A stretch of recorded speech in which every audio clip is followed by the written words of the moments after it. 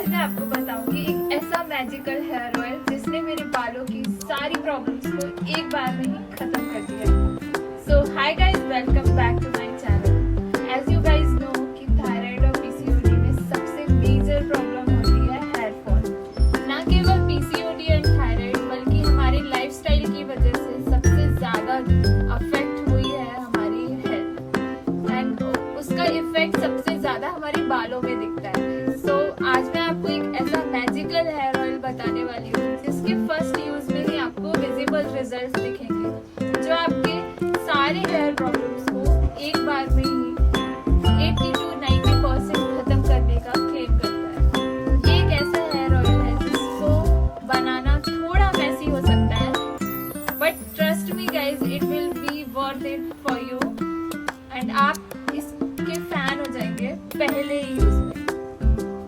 You can call it anti hair fall oil and अब मैं इसको बनाने की प्रोसेस आपको बताती हूँ। So करना क्या है, हमको एक लोहे की कढ़ाई लेनी है जो आमतौर पे सभी घरों में इजीली अवेलेबल होती है। उसमें हमको कोकोनट ऑयल या आपको जो भी हेयर ऑयल सूट करता है आप उसको ले सकते हैं। मुझे कोकोनट हेयर ऑयल सूट करता है इसलिए मैं वो यूज कर रही हूँ। आपको 3 से 4 चॉप अनियन डालने हैं। एलोवेरा इफ अवेलेबल है तो आप फ्रेश एलोवेरा यूज करें एंड उसमें थोड़े से ड्राइड आंवला, सम करी लीव्स, फेनुग्रीक सीड, थोड़े से क्लोव्स एंड कुछ pieces of ginger.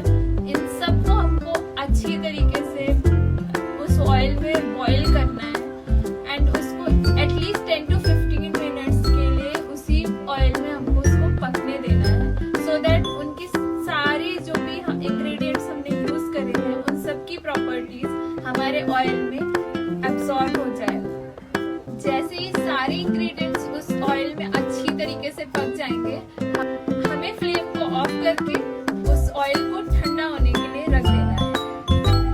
And guys, मैं एक मेन इंग्रेडिएंट बोल रही हूँ जो कि है rosemary leaves. Yes, dry rosemary leaves use करना है।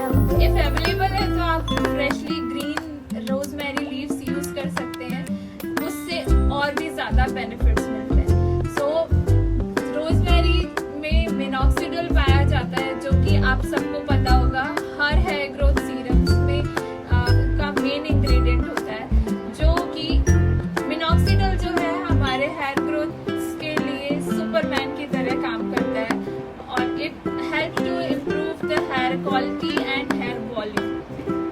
सो रोजमेरी में नेचुरल मिनॉक्सिडिल पाया जाता है जिसके साइड इफेक्ट्स भी नहीं है। सो जैसे ही हमारा ऑयल ठंडा होता है हमें उसको स्ट्रेन कर लेना है